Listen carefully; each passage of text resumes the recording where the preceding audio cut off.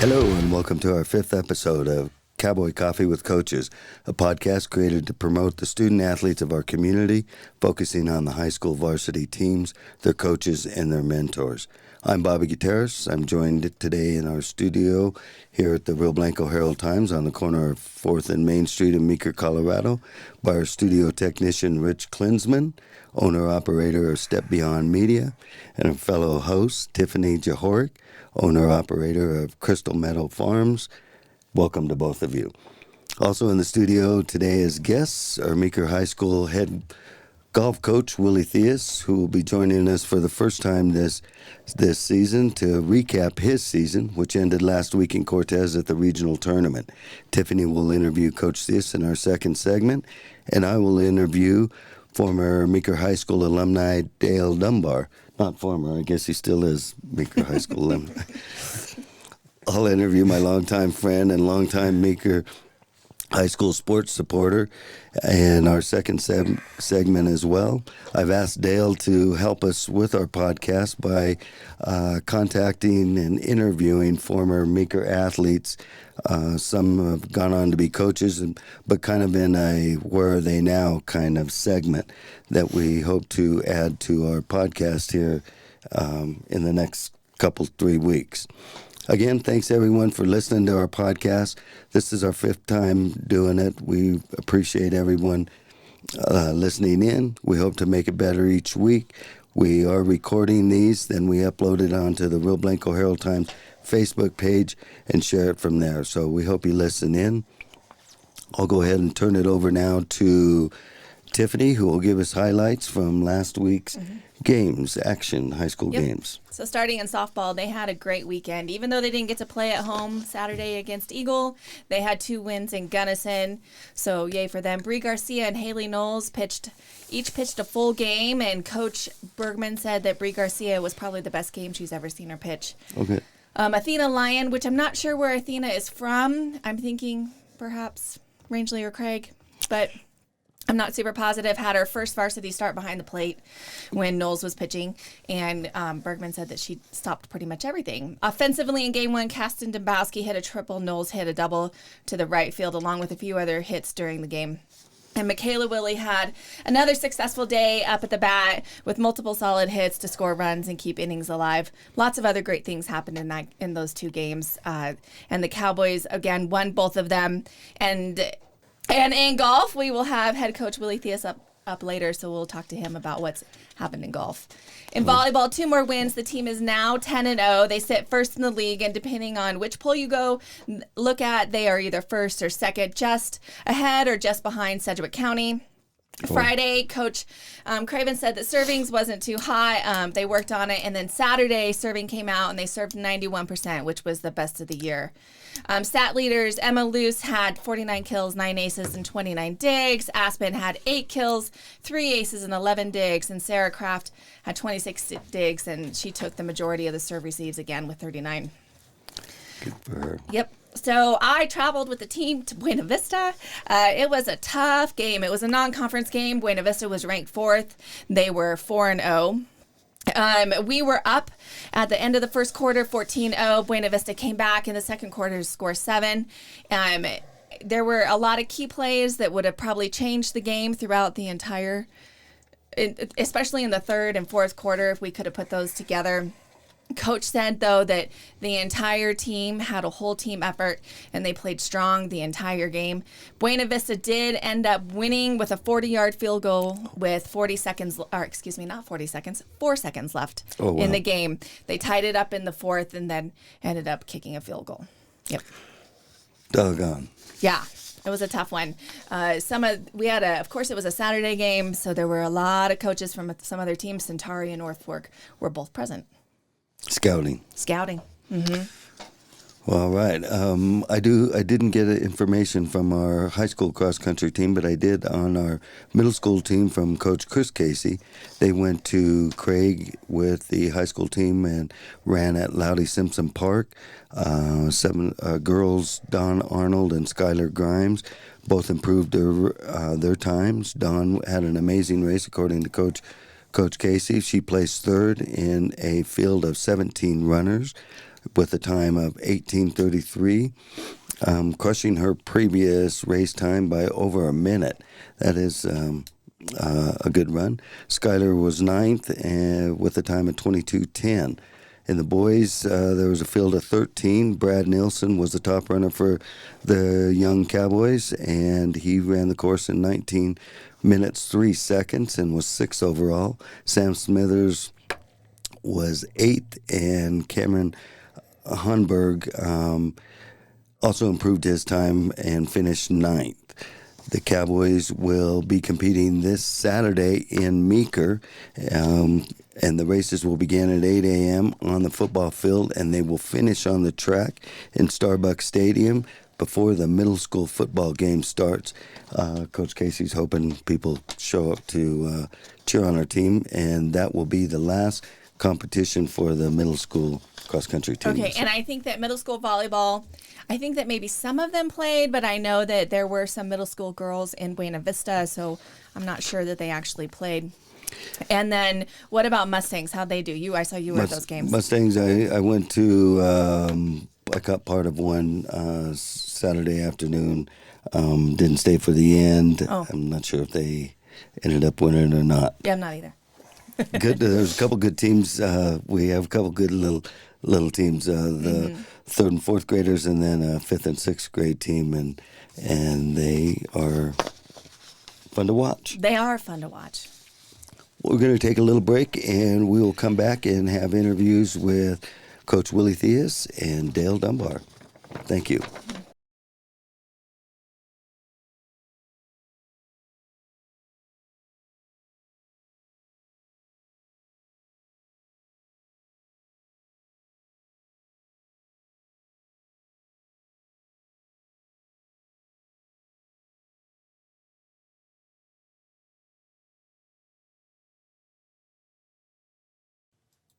Hello, welcome back. I will turn it over to Tiffany, who will interview golf coach Willie Theus. Yeah, thanks, Willie, for coming in. Thanks for having me. Yeah, second time we've talked about cowboy golf, which is super fun. Last time you were on the road, I think you were headed to Vail. Yeah, I'm not sure. I think that's right. Yeah. So before we get into regionals, can you recap some of the season for us? Yeah, and maybe talk about the boys? You bet. It was a good season. We had 9 golfers. We had Pete and Chakwa and Nathan. Those were our seniors. And then Dayton Ridgeway was our only sophomore. And then we had a whole bunch of freshmen, Will Schwartz and Sam Hightower, Drew Drake, and Alex Garcia and Thomas Curry. So lots of young guys. So that's good. Mm-hmm. And everybody, it was a good season. Everybody improved. Everybody was on the varsity at one point or another, and so I think that competitiveness between them has helped them get better and better, and that showed at regionals as well. Nice. And so before every match, did you have shoot-offs or playoffs or whatever they're called? Golf-offs, yeah. Golf-offs. Yeah. I come from a little bit of a wrestling background, and so that's, that we had wrestle-offs, and that's how you determine who the varsity was. And so every week we had golf-offs too, and that's the way it worked. So whoever scored the lowest were the varsity for the week. Nice. So regionals, you took Peter, Drew, Sam, and Will, correct? That's right, yeah. It's kind of the way it worked out. I felt like that was our best team, and after the golf-off and some other things, that's who we ended up taking as our competitors to the tournament. And how'd they do? It was a good showing, especially for our young guys. I think Will shot 95, Sam shot 113, and those were the lowest rounds they've had this season. And Drew shot 117, was just a couple off of his best round this season as well. So for them, it was they did a great job. And Pete had a good day too in terms of score-wise, but it just wasn't quite good enough to qualify for the state tournament. Right. He shot 90, and I think that, it just wasn't quite good enough to qualify. I think 85 or 86 was the number to qualify for the state tournament. Yeah, and you guys traveled down the day before, spent the night, and then... Yeah, Monday we went down early, and I remember Coach Hooks being on here talking about that drive, and he said it was 800 miles, and you said, no, it's true. It's at least 800 miles. At least.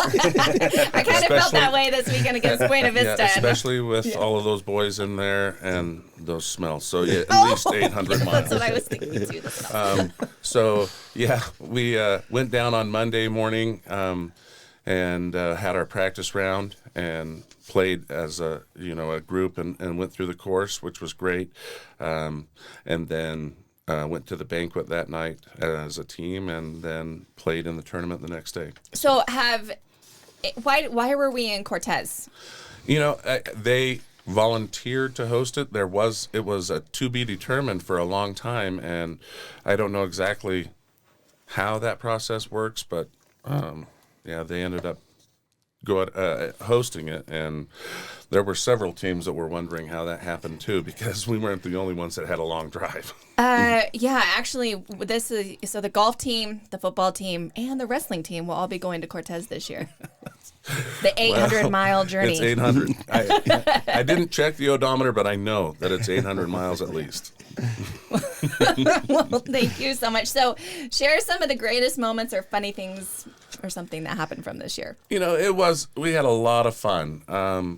Those young guys, they're silly and full of energy, but they want to have a good time, but they're there to play, and so watching them improve throughout the season I really enjoyed that. But we had Peter was a great leader, and I just have a lot of respect for him and what he did this season. It's hard to be the guy that everybody's counting on to be your the one who is representing the team every week, because his scores were the lowest every week, and so, but he handled it really well. Much better than I'm sure I would have back in. He's just a real mature kid, and did a great job. And those young guys can be a handful sometimes.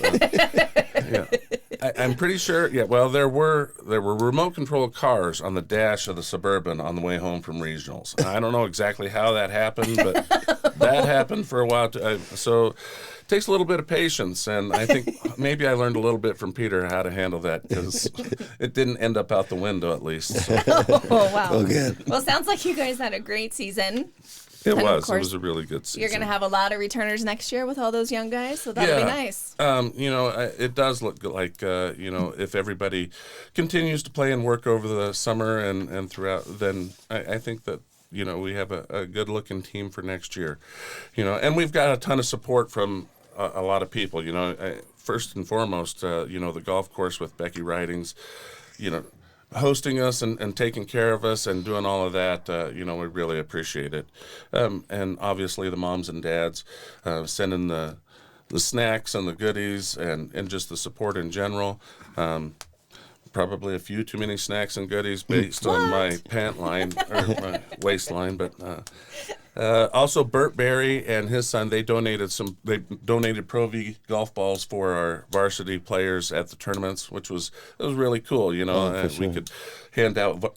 I saw a lot of coaches handing out balls, but they weren't Pro V1s, and so that was kind of a cool deal. And of course Clark Kindler had to go while I was in Granby. He was down there. He took the kids to the tournament one time, and he's taking care of the bus requests and doing all that stuff. He did a great job this year. So, also Melissa Woodward with the the vehicles, making sure that everything was good for us there, and the school district and school board in general just super supportive of Meeker Golf, and that's really nice. Great. Well, thank you, Willie, for coming in. We appreciate it. Well, it was my pleasure. Thank you, guys. And thanks for what you do for our kids. Yeah, Thank you. Appreciate it. Yeah, it's good. We're going to take a short break and let Willie get off to class, and we'll bring Dale into the hot seat. Go with him. We'll be right back. Please come back. Thank you.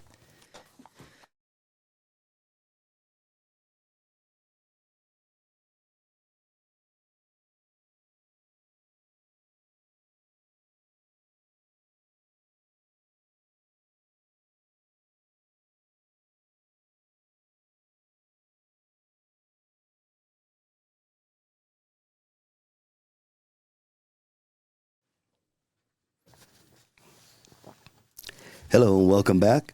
I'm joined here with Meeker High School alumni Dale Dunbar. Dale graduated in 1978 from Meeker High School, a year before myself. We've been friends for a long time. We went to Western State. Dale, I'll let him tell, but he went to Wyoming for a year and a half, and then transferred and finished at Western State in Gunnison, where we roomed together 1 year. And Yep. Dale got me a job with the REA a couple summers during college. He came back and worked for the REA and has been with the REA for how many years, Dale? Been there primarily 42 years now. Oh, my Wow. word. Yeah, been Yeah. a while. Full-time 38, but off and on through the summers, been there 42 years. Well, there you go. That's we have been buddies for more than 42 years, and I For a appreciate fact. you coming here and doing this. I did ask Dale when we started getting this going. I was thinking of ways to improve it. I wanted to ask Dale. He has written stories for the newspaper for us, taken pictures. He raised a couple kids who went through our programs.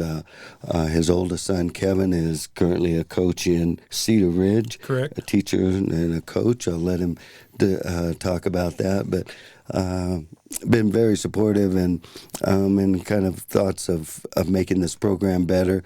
I've asked him to join us and come up with a little program of kind of where they are now, where he will contact former Meeker graduates and kind of interview them remotely. Maybe some of them that live in town, or we can get in the studio. We'll try to do that, but we'll throw a bunch in the can and play it throughout our program here once we get going.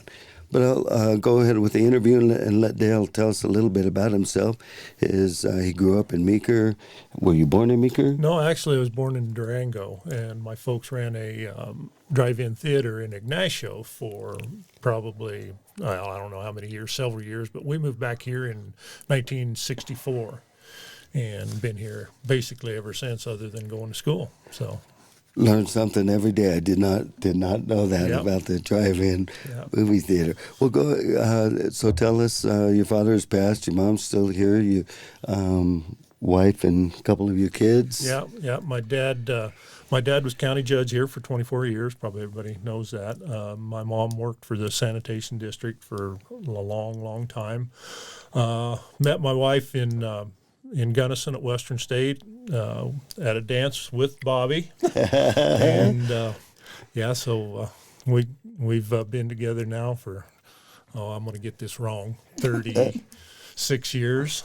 Oh my word. 37 years, actually, 37 years. Known each other for 41 and been 37. So, yeah, that's pretty cool. Yes, it is. My kids, I've got one, like Bobby said, in Cedar Ridge now. He's the high school biology teacher, and he's the assistant girls basketball coach, assistant football coach, and for the high school, and head football coach for Cedar Ridge Junior High. So he's pretty busy. He calls all the plays for the junior high and calls all the offensive plays for the junior high and all the defensive plays for the high school. So, Oh, good for him. yeah, so he's quite busy. And then my second son, Curtis, he lives in California right now. He works for his wife's family business. He's a safety radiation officer and shipping manager for a biochemical company. So, yeah, he's Well, good for him. yeah. And you were a three-sport athlete in high school, played some college ball as well. Mm-hmm. Maybe tell us a little bit about that and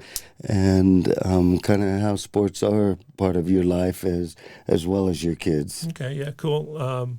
Sports been a big part all the way through, even for the kids. When I was growing up, of course, we had OTA baseball is where we basically started things with. From a longtime coach there, John Merriam. Right, remember John, Coach, sure. Coach Merriam, and then David King helped coach a lot too. For so sure. we did that in baseball, and then just graduated. Had Herb Oba and Sam Marone as my first football coaches in junior high. I think a lot of us grew up with Herb Indeed. and Sam. They were both principals. One was a principal in the grade school, and one was a principal in the junior high. So we got them for football, and then we graduated up to high school, and we had Paul Starbuck and Bob Tucker, Bill Turner, Tom Caesar, Dave Brown, John Olmgren. I can go through a whole bunch of list of them there. So Sure, and many of those have passed. Some are Yep. still here. We'll try to get in touch with those that are still with us and kind of give where they are now. So Yeah. good deal. yeah, be good. So But in college you played. Tell us a little bit about your college. okay. I actually left Meeker High School to go to the University of Wyoming to play baseball, and just things didn't work out at Wyoming, so I transferred to Western State and actually played football and baseball both there. And it was a little too time consuming to play two sports at a collegiate level. Anybody that's played collegiate or wrestled as Bobby had knows that it's very time consuming at the college level. It's not just to play a sport; it's almost a job. Mm-hmm. So I gave up baseball. My wife affectionately gives me a hard time about how I killed two baseball programs at the collegiate level. Wyoming stopped playing baseball the year after I left, and Western quit playing because of the weather and the financial strain on the university. So she thinks Your I fault. did it, but I'll stick to it. It was they retired me and then they quit. They just couldn't go There any you better go. than that. There you go. So then we played. I played football for Western for 2 years. It was when Western was the powerhouse. Right before I got there, they had All Americans. They were NAIA. Went deep into the NAIA. So I'm a huge Western fan. Support them. Right now, toot my horn for them a little bit. They're 4-0, first time since 1980 Oh, wow. when I played with them. So well, there you I'm go. really tickled with the way Coach Baines has got them going right now. So, and my youngest son Curtis was a 5-year player for Western State too. So That's right. yeah, so we got some background there with Coach Baines and stuff. Well, good. Anything else? What we would like to do is when we post this podcast onto Facebook, if there are some people, former alumni or that people are interested, classmates that you want to know where they're at or what they're doing, maybe put a comment in the comment section, and we'll get it to Dale and see if he can't try to hunt them down and ask them a few questions and find out where they're at. But add a little segment to our podcast here in the future. Sure, that sounds exciting. Look forward to trying to reconnect with some of the old alum. Sure. We've got an alumni association with the college, so maybe we can work something up with the high school and get some things going and get in contact with some people that you haven't heard of. So who are they? Where are they? What are they doing? Type of stuff. So Yeah, it'd be fun, and also as you said, maybe get an alumni club going that we could use to kind of support our community and athletes and kind of get a way of getting information to them. I'm sure that they're interested in what's going on you bet. and yeah, bring them a part of it. So We've got a lot of people. Meeker's been fortunate to have some exceptional coaches and exceptional mentors to some of these kids, and the coaches really deserve a pat on the back for what they do. The kids get the credit duly so when they win, and the coaches take the brunt when they lose, and that's just a fact. it is a fact, and we have mentioned here on this podcast before how many of our coaches are not in the schools, work for the school district, and so they're taking time out of their day, their business or occupation to share their experience, knowledge, and that with our kids, and it is special, and you don't do it for the money for sure. That's a fact. But it is rewarding, and appreciate everything that they do for our kids and Yeah, Absolutely. for sure. yourself as well, and all that support, and it comes back and it's fun to watch. It is. And to keep up. Yep, it is. It's fun to watch. It's fun to watch them grow. It's fun to see where they go from what they've done and what they can bring back. And even if they don't come back to Meeker, they'll always have roots and ties here, and it'll always be special. Sure. So Yes. Well, we appreciate your contribution. Thanks for coming and joining us today. thanks for letting me be a part of it. I appreciate it. And we hope to have you on the show more with future guests. There we go. Thank you so much, Dale. You bet. Thank you, guys.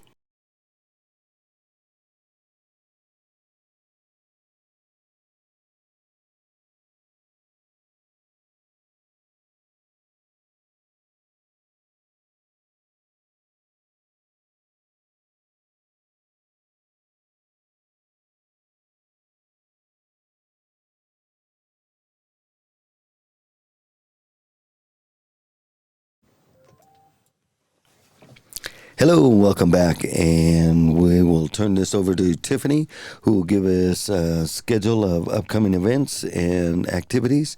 Go ahead, Tiffany. Thanks. So I think we'll start with football. JV is here in Meeker today. Games begin at 5 o'clock, and they're hosting Moffat County. And then the varsity is also returning to home this week. We get to play Grand Valley. All right. Grand Valley is 3-2 on the year. They've lost to Gunnison and North Fork, and that game will begin at 7 o'clock up at Starbucks Stadium on Friday. Softball's also returning home Thursday. Okay. They're going to be playing Cedar Edge in a doubleheader beginning at 4. Softball actually has 3 doubleheaders. They have 6 games this weekend. Then they're on the road traveling to Durango and Cortez Friday and Saturday, respectively. Both days are, again, varsity doubleheaders. Volleyball is at home on Friday versus West Grand at 4. It should be a good game. West Grand is 9-2. They're a tough team, one of the tough teams that Coach Cravens was looking forward to at the beginning of the season. And then Saturday, they head to Plateau Valley with those games beginning at 1 o'clock. Meeker Cross Country is in Delta on Friday, and I think that's about all we have going on. Oh, middle school cross country is here on Yes. what day? Saturday. Saturday. It's here before and it'll end up in the Starbucks Stadium on the track right before the football game, the middle school football game, Saturday. Great. So, Yeah. And so now let's get to our athlete of the week. oh, okay, yes, we did not have an athlete of the week last we week, didn't. but we failure. have picked some. We'll go ahead and let Tiffany give that here. Yeah, so Coach Phelan really doesn't like to pick one kid. You know, there's 11 people on that football team that make that whole entire play work. And so this week, again, Coach, this was my choice, and I have chosen Kelton Turner in the offensive line. Kelton ran for 215 yards this week, and Wow. he scored 1 touchdown. He had 11 tackles, and his offensive line is Tegan Sheridan, Joe McKay, Zach Simonson, Judd Harvey, and Zach Eskelson. All of those guys, played super tough the entire game, and it was a hard-fought battle for sure. Well, good for them, and congrats to the offensive line and Kelton Turner. Yep. Talking about next week, guess we are hoping to have Dr. Justin Grant and his assistant Lindsay. I'm not sure of Lindsay's last name. I'm sorry about that. We hope to have them on the show to talk about their sports program. You see them at all of our sporting events with acting as the trainers and there for our athletes if they're injured and Yeah, and actually, they're not just at the sporting events. Lindsay is up there every night for practice. Oh, good. She goes to the school every evening. So they're super involved in the kids, and she helps them a ton. Well, good for her. They do, as you see them interact, you can tell they're very familiar with them and help them out a lot. So we hope to have them on the program next week so we can pick the brains, interview them, and have them tell us about the great program they have going. Also, next week is homecoming. We will be playing North Fork, which is a combination of Hotchkiss and Paonia out of the North Fork Valley there.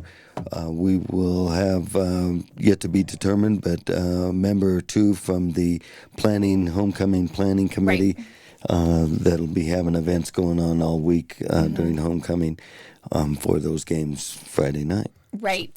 And interesting fact, so the North Fork coaches, the football coaches were at the game on Saturday. And of course, they combined the schools because of declining enrollment. But right now, CHSAA put them in 2A for football next year. Oh, wow. Oh, wow. Yeah, so it may be one of our last conference games that we have with North Fork this year. Well, there you go. And are they ranked North Fork? Yeah, so Buena Vista was 4th. I think North Fork is like 7 or 8 or something like that. And we went from 10 down to 12. So not too bad.